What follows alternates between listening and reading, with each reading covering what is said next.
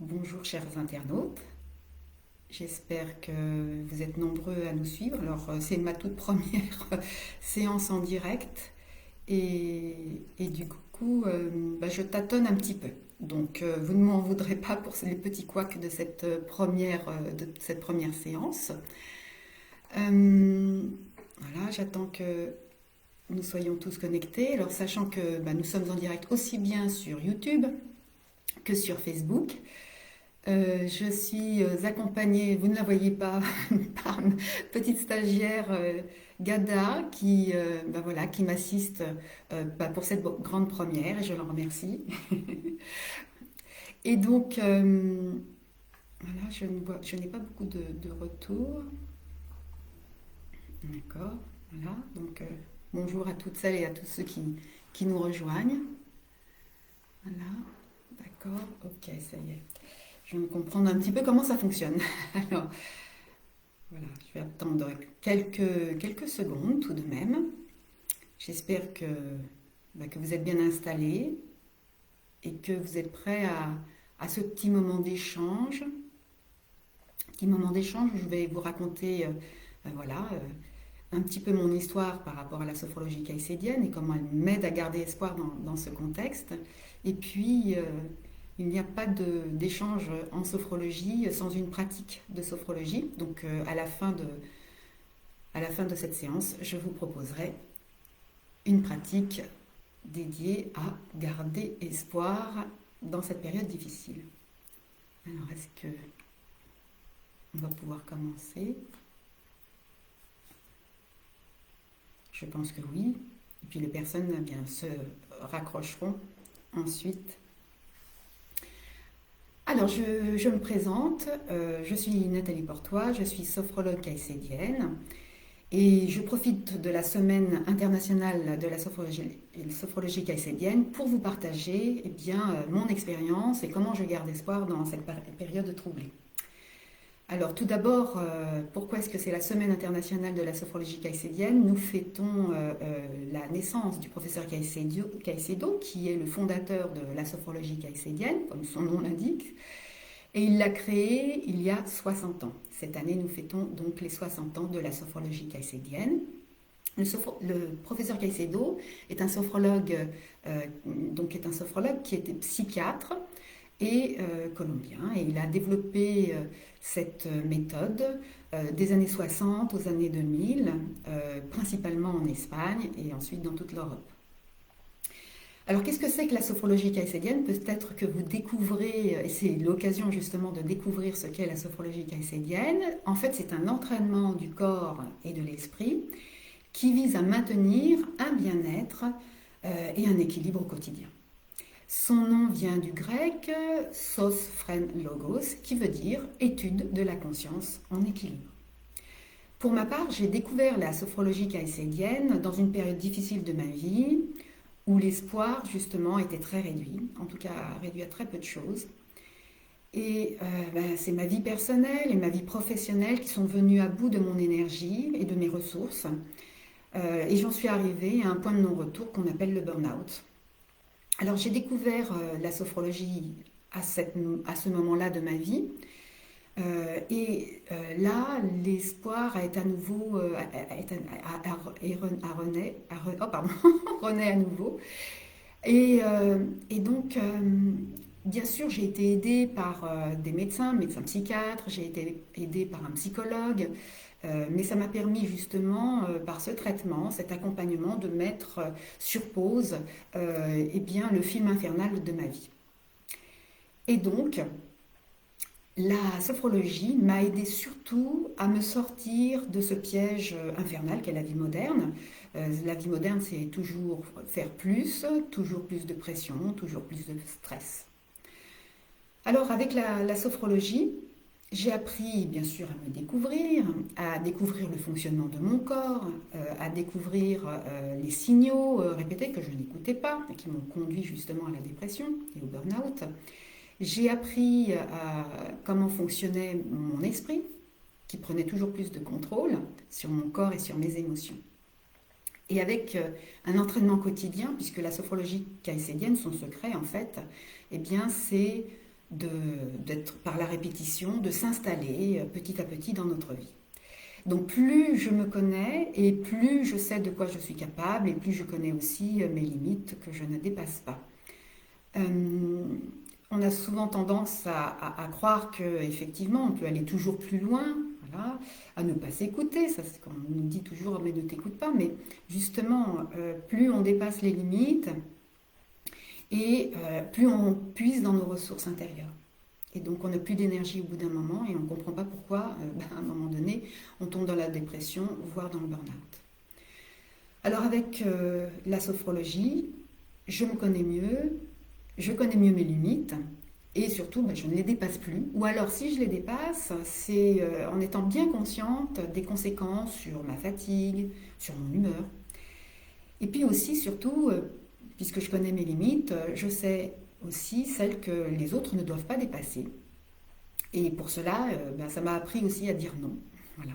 Ce qui n'était pas gagné au départ, comme certainement beaucoup d'entre vous, je pense. Alors, la sophrologie m'a aussi appris à lâcher prise. Alors justement, parce que je connais mes limites, je reconnais quelles sont mes possibilités, quel est mon champ d'action sur lequel je peux interagir, la zone dans laquelle j'ai tout un pouvoir, de celle où je n'en ai pas. Et de ce fait, lorsque je me rends compte que je n'ai aucun moyen d'action, eh bien, je lâche prise. Ça m'évite beaucoup de rumination, de colère, et ça me permet de garder la tête froide pour m'orienter vers d'autres chemins. Donc ce n'est pas négligeable dans le contexte que nous vivons de justement rester l'esprit ouvert, lâcher prise par rapport à ce que nous ne pouvons pas changer dans la situation dans laquelle nous vivons. La sophrologie m'a aussi aidé à rester dans le moment présent.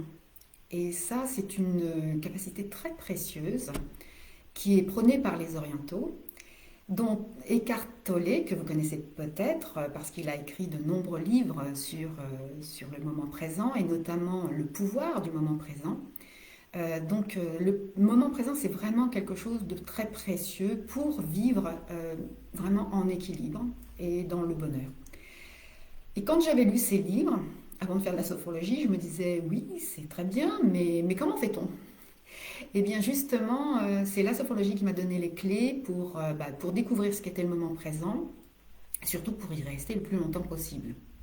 Alors le secret, je vous le dis, c'est le souffle, le corps et une conscience vigilante. Aujourd'hui, et depuis que le coronavirus nous est tombé dessus, je continue à garder espoir, pour toutes les raisons évoquées précédemment. Je lâche prise par rapport à toutes les informations que l'on nous bombarde et par rapport aussi aux mesures qu'on nous impose et sur lesquelles je n'ai pas la main. Je vis au moment présent, le plus souvent possible, et je profite de chaque action de mon quotidien, de chaque moment, vraiment. Et enfin, je prends soin de mon bien-être. Donc c'est comme un rituel, tous les matins, petite séance de sophrologie. Il y en a de multiples, on peut se les adapter à soi-même. Et donc ça me permet en fait de conserver le bien-être, d'avoir la main sur mes émotions, d'en renforcer ma santé. Et surtout, bien, ça me permet de faire des projets.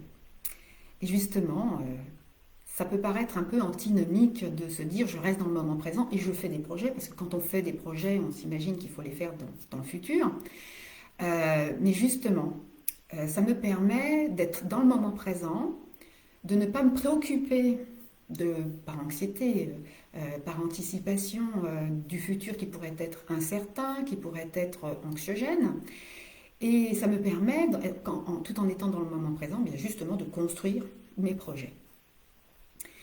Donc je me projette et c'est un petit peu, vous êtes un petit peu là témoin du résultat de mes projets, puisque le projet c'était de faire des vidéos en direct, donc en plus avec double challenge, puisque je suis en même temps sur YouTube et sur Facebook.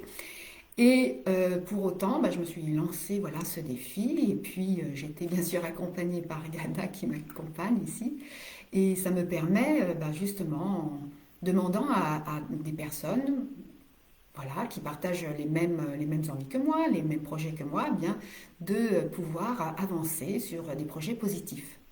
Et ça permet donc à chacun d'entre nous de se projeter davantage sur un futur positif. Parce que ces projets, ça peut être pour des projets à court terme, mais aussi on peut s'imaginer dans les projets à long terme. Et pour cela, il y a un bon exemple que je voulais vous citer. Bon, c'est un exemple malheureusement douloureux, mais le docteur Frankl, qui était psychiatre, a connu l'enfer d'Auschwitz. Et lui, il se demandait dans sa situation quel sens trouver à sa vie pour se donner l'envie et le courage de continuer à vivre.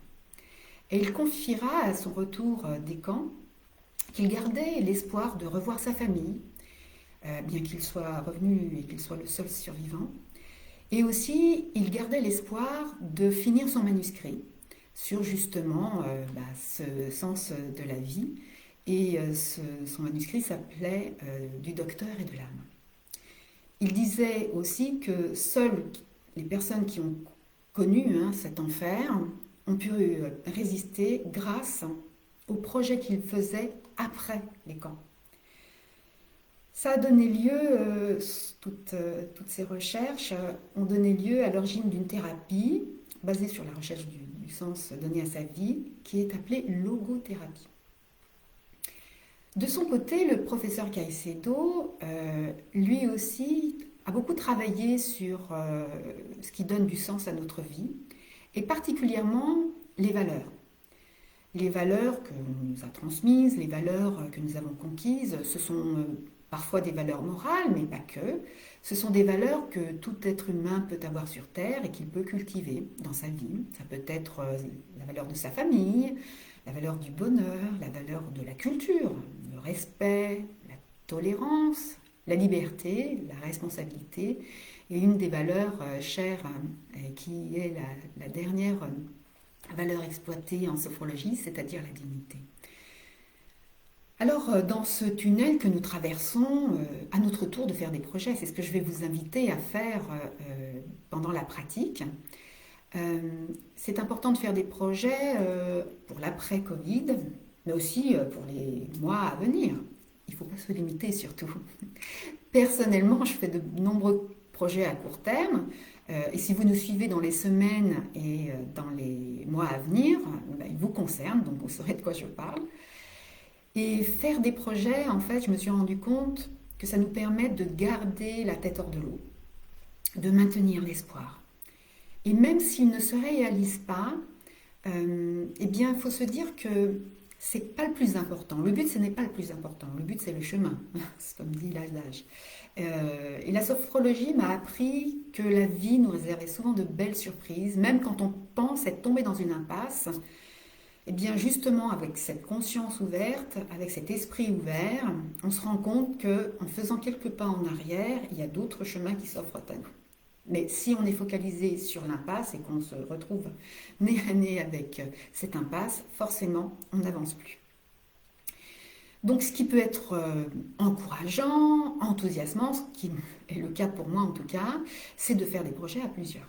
Donc c'est justement de mobiliser des personnes que l'on connaît, leur parler de notre projet, voir s'ils sont intéressés, parce qu'il faut croire quand même que, eh bien, il y a plus de personnes qui ont envie de ça, qui ont envie de faire des projets, qui ont envie comment dirais-je, de se mettre à plusieurs pour réaliser quelque chose d'enthousiasmant. Ça peut être n'importe quoi, ça peut être de faire un jardin partagé ou je ne sais quoi d'autre.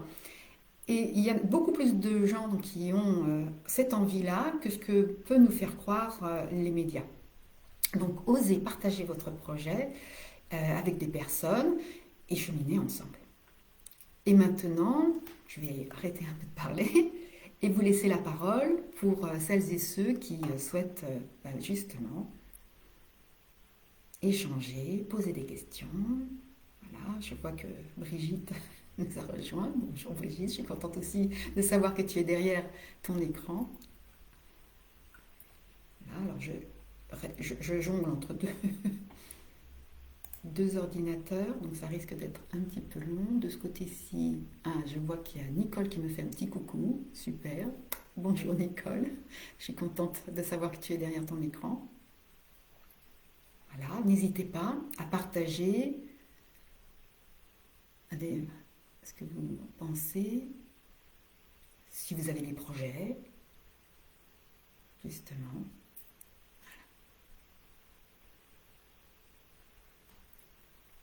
Non, bon, c'est très timide, je peux comprendre. La première. Alors, bon, je verrai après la technique si d'autres personnes ont envie voilà, de partager quelque chose. Alors, justement, je vais vous inviter, eh bien, justement, à vous projeter dans un temps. Alors, on va essayer quand même de voir à long terme, d'accord? On va essayer de se projeter dans un moment où on pense que ben, ce chapitre de notre vie sera derrière nous, d'accord? Et qu'on sera en train d'en vivre un nouveau. Donc nous allons nous projeter, alors pour les plus optimistes, vous pouvez vous projeter autant que vous voulez. Moi, je vous propose jusqu'à 5 ans. Et ensuite, nous verrons justement voilà, ce que ça peut apporter de positif en nous. Alors là, je viens de voir qu'il y a une question. Merci et bonjour Anne et merci pour cette question. Vous faites des projets sans fixer de date. C'est-à-dire que euh, il y a des projets, je me dis, ce qui serait bien, c'est qu'ils soient réalisés à telle date. Alors par exemple, le mois prochain, j'ai le projet de faire un calendrier de l'Avent 2021, voilà, et donc de faire des partages, voilà. Après, il y a des projets, par exemple, j'ai le projet qui me taraude depuis un certain temps, de faire le projet d'ouvrir une maison du bien-être. Une maison du bien-être avec mes partenaires que je vous ferai découvrir justement le mois prochain. Mes partenaires du bien-être. Alors j'ai commencé à ébaucher, j'en avais bien sûr parlé avec mes partenaires, voilà, et puis on avait fait appel à une classe de BTS dont est issue Gada, voilà, en BTS support à l'action managériale du lycée Uruguay France d'Avon. Et donc ils ont étudié, mais bon, il y avait une piste qui avait été explorée, et puis du coup, malheureusement, ça n'a pas pu voir le jour. Mais ça nous a appris tellement de choses, à eux, à moi. Donc on a laissé de côté, mais il n'empêche que j'ai toujours ce projet, et peut-être qu'il se réalisera, je ne sais pas, peut-être pas. Mais comme je l'ai dit tout à l'heure, ce qui est important, c'est justement de voir par toutes les étapes, parce que parfois aussi, ça nous permet de dire, ah bah tiens, non, en fin de compte, je ne vais pas aller dans cette voie-là, et d'ailleurs c'est le cas avec Gada, je me suis orientée maintenant vers le sophrobus. Donc mon projet s'est modifié. Voilà. Le sophrobus, pourquoi? Parce que justement, je me dis, allons plutôt à la rencontre des personnes qui ne peuvent pas se véhiculer, voilà, ou qui sont seules dans un village éloigné. Et donc, voilà, alors je lui ai donné, parce que bon là c'est nécessaire, c'est pour son examen, je lui ai donné une date butoir, je lui ai dit, ça sera peut-être pour 2021 ou 2022. Et donc, voilà, on va voir. Et comme je lui ai dit, ça se réalise, tant mieux. Ça se réalise pas, c'est pas bien grave. Au moins, on ne sait pas ce que l'avenir nous réserve, justement, hein. C'est ça aussi qui est très intéressant dans la situation dans laquelle nous vivons, c'est de se dire que le futur a toujours été incertain. Sauf que là, c'est vrai que quand on projetait d'aller en vacances, forcément, ça arrivait parce que il y avait moins de risques que maintenant, il y avait moins d'aléas que maintenant, moins d'incertitudes que maintenant, et que donc on prenait pour argent comptant, si je puis dire, le futur qu'on envisageait. Ici, on ne sait pas. Et moi, dans mes projets, il y en a plein que j'ai fait. Je me suis lancée, j'ai vu où ça me menait, et souvent ça me menait à autre chose. Donc voilà, j'espère que j'ai réussi à répondre à votre question, Anne. Voilà. Et s'il y a d'autres questions, je viendrai y répondre à la fin de cette entrevue. Alors, donc, comme je disais, la sophrologie c'est bien, mais c'est encore mieux lorsqu'on la vit, hein. Et donc pour cette raison, je vais vous proposer une technique. Comme je vous l'ai dit, Nous allons nous projeter dans 5 ans. Vous choisissez. Moi, je vais vous guider comme ceci, mais vous choisissez. Vous allez vous projeter dans un moment futur agréable. Donc, vous imaginez vraiment toutes les circonstances, c'est-à-dire l'endroit où vous serez, l'endroit avec le moment de la journée, les personnes qui vous accompagneront. Voilà, vous êtes en train de vivre un moment très agréable. Et puis, bien, vous pouvez peut-être évoquer avec les personnes qui vous entoureront les projets que vous avez menés depuis les 5 dernières années, celles que vous envisagez, peut-être, d'accord? Alors, avant d'aller à ce point précis, en sophrologie, on commence toujours par prendre conscience du corps. Donc, on commencera par, voilà, s'installer bien confortablement dans le siège où nous nous trouvons. Alors, ça signifie qu'on est le dos bien calé dans le siège, on a les pieds à plat, s'ils touchent par terre, on a les mains en contact avec les cuisses, les épaules se relâchent, et puis vous pourrez fermer les yeux. Alors je dis vous pourrez fermer les yeux parce que quand on pratique la sophrologie, c'est vraiment important de se retrouver dans son monde intérieur. Donc d'être connecté à ses ressentis corporels. Et donc nous viendrons prendre conscience de la totalité du corps, partie par partie. Donc je vais vous guider. Donc, les yeux fermés, vous vous laisserez guider par ma voix. Ensuite, donc, je vous inviterai à vous projeter dans ce futur, dans 5 ans, plus ou moins. En tout cas, il faut que pour vous, vous soyez certain que dans ce futur, l'épisode Covid sera totalement dépassé. Il y aura eu un vaccin, voilà, on s'en sera débarrassé. D'accord? Donc, si 5 ans, c'est trop court pour vous, vous allez plus loin. Vous êtes libre. D'accord? Et donc, je vais vous guider comme ceci. Et puis ensuite, eh bien, on arrêtera de se projeter dans ce moment futur. On reviendra bien sûr au moment présent. On appréciera tout ce que ça aura éveillé en nous de positif. Et enfin, nous terminerons alors par mobiliser 3 capacités que nous avons en sophrologie, qui est la confiance en soi, le bien-être dans le corps, dans l'esprit, et bien sûr notre capacité d'espoir dans un futur positif. Donc si vous êtes prêts, je vous invite à vous caler confortablement dans votre fauteuil, dans votre siège. Et donc, nous allons pouvoir fermer les yeux. Nous prenons un temps déjà pour percevoir la façon dont nous sommes installés dans le siège qui nous accueille. Les pieds donc sont peut-être en contact avec le sol. Le corps est en contact avec le siège au niveau des cuisses, du bassin, du dos. Nos mains sont en contact avec nos cuisses. Et peut-être pouvons-nous percevoir la douceur du tissu de nos vêtements sous nos doigts. Nos épaules sont relâchées et notre tête s'installe dans son équilibre. Et ainsi installés confortablement, nous sommes prêts pour réveiller la présence de notre corps en cet instant. Nous commençons déjà par diriger notre attention vers notre visage, avec notre front qui se déplisse, nos paupières qui se ferment sans effort, nos joues qui se détendent comme si elles glissaient sur notre visage.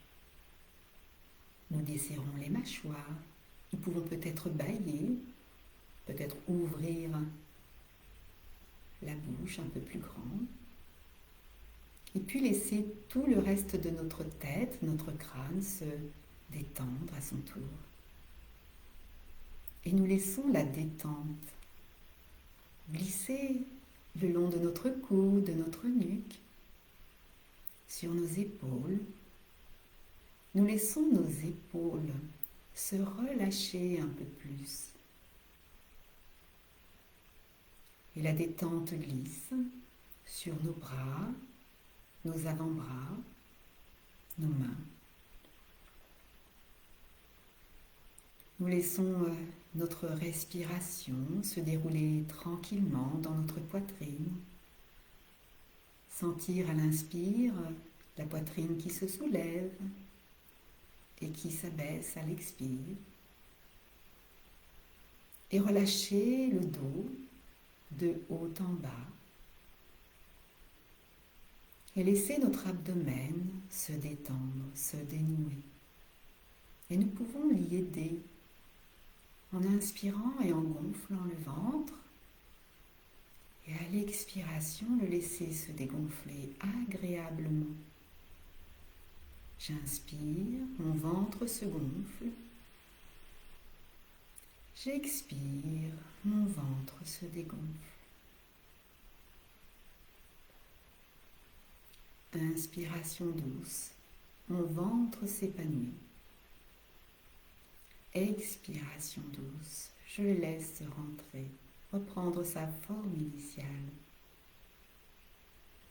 Et je continue à prendre conscience de mon corps en dirigeant mon attention vers mon bassin, mes cuisses, mes jambes, mes pieds. Ainsi, je réveille la présence de tout mon corps dans ma conscience. Voilà. Et c'est une fois bien installé dans la présence de notre corps, un peu plus peut-être relâché, détendu, que nous allons nous imaginer dans cette temporalité où ce chapitre de notre vie sera définitivement tourné. Ça peut être dans 5 ans, plus ou moins, c'est nous qui décidons. Et nous nous imaginons dans un moment que nous choisissons. Ça peut être en matinée, dans l'après-midi ou en soirée. Dans un lieu que nous apprécions. Que ce soit un lieu familier, que ce soit un endroit naturel. Nous imaginons cet endroit. Et nous imaginons les personnes qui nous entourent. Nous pouvons aussi décider de le vivre seul. Nous imaginons qui est présent dans ce moment agréable. Et une fois que les circonstances sont là, alors nous vivons pleinement ce moment de partage, ce moment agréable, avec notre corps, en étant bien dans notre corps. Notre corps est dynamique, en forme.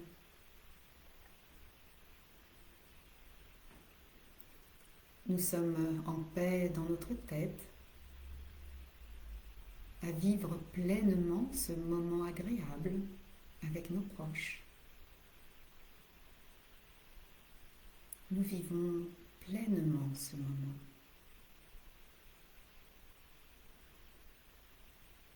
Et dans la conversation, nous pouvons peut-être partager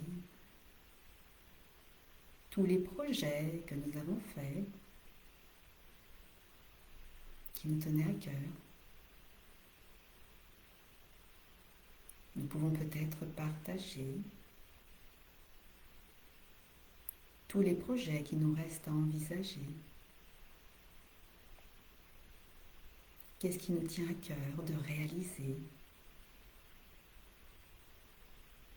Peut-être que nos proches sont intéressés et souhaitent y participer. Et nous sentons l'enthousiasme monter dans cet échange. Et la joie que cela nous procure, l'envie de réaliser ce projet, ces projets. Les émotions positives apparaissent. La confiance, l'espoir. Et nous partageons avec nos proches ce moment agréable. Et avec toutes les sensations agréables et les sentiments positifs qui s'éveillent en nous, Nous allons faire en sorte, sur chaque inspiration, que tout le positif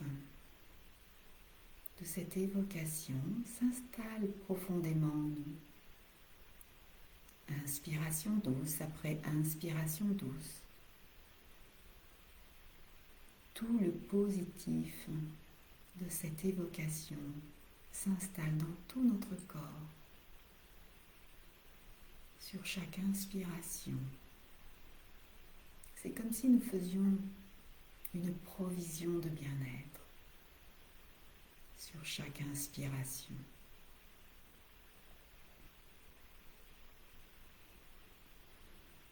Voilà.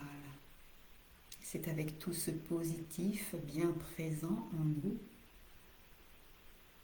que nous laissons notre évocation et que nous revenons au moment présent, à notre place sur cette chaise, dans cette pièce. Et nous apprécions ce moment. C'est un moment de pause dans notre journée. C'est un moment où rien ne compte à part le bien-être, les sentiments positifs, la paix, le calme.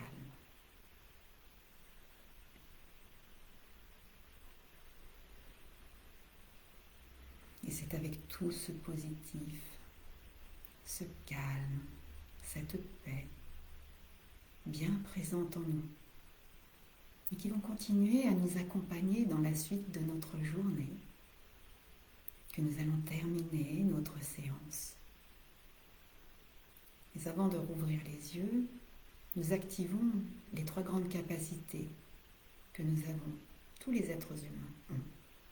Tout d'abord, nous pouvons activer la confiance en nous-mêmes, la confiance en nos ressources pour continuer à faire des projets. Nous pouvons activer notre capacité à retrouver le calme, le bien-être entre notre corps et notre esprit tel que nous le goûtons ici et maintenant. Enfin, nous mobilisons, nous activons notre capacité d'espoir, croire en un futur où nos projets peuvent se réaliser. Et c'est avec ces 3 capacités bien présentes en nous que nous allons maintenant remobiliser notre corps tranquillement, doucement. Nous pouvons peut-être commencer par inspirer 1 ou 2 fois un peu plus profondément pour remonter le niveau de vigilance et puis remettre le corps en mouvement en commençant par bouger les orteils, bouger les pieds, les doigts, les mains. Peut-être nous frictionner, balayer librement, bouger les épaules, la nuque, le dos, pour terminer par un profond étirement de tout notre corps dès que nous sentirons suffisamment récupérés et dès que nous sentirons prêtes à poser un regard positif sur nous-mêmes et sur le monde qui nous entoure, alors nous déciderons d'ouvrir les yeux.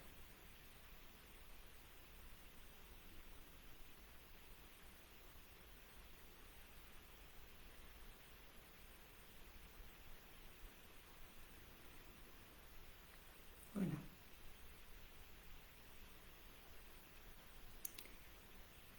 Voilà une séance de sophrologie qui vous permet de regagner espoir,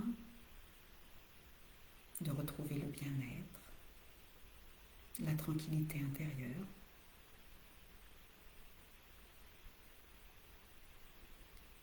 Et lorsque l'on a terminé une pratique, quand on est en groupe ou quand on est suivi individuellement, eh bien, il y a le partage des sensations, de ce qui a été agréable, positif pendant la pratique. Donc, bien évidemment, si vous voulez faire le commentaire dans les commentaires, vous pouvez le faire. Si vous voulez quelque chose de plus, voilà, qui est plus intime, vous pouvez nous envoyer vos commentaires sur notre adresse mail bie.bien-être.équilibre@gmail.com.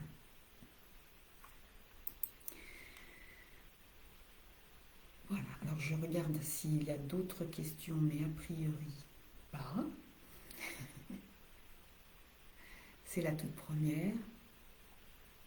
Voilà, ni sur YouTube, ni sur Facebook. Et donc, pour conclure voilà, ce partage, cette séance, si vous pensez que cette vidéo a été inspirante, je vous encourage à la partager, à mettre des j'aime, etc., etc. Et puis aussi bien de visiter notre site internet, bien évidemment, vous allez pouvoir, coucou Wendy, où vous allez pouvoir voir tout ce que l'on propose. Bien sûr, en ce moment, l'association fonctionne en vidéoconférence. Donc, nous avons un espace dédié pour cela. Et sinon, bien, je vous retrouve demain. Alors, demain, nous allons cultiver notre créativité, réveiller notre créativité, puisque justement, pour pouvoir nous adapter dans ce monde difficile, il est nécessaire d'éveiller sa créativité. Et nous en avons plus que nous le pensons. Donc, je vous souhaite une excellente journée pleine d'espoir. Et je vous dis à demain peut-être. À bientôt. Merci.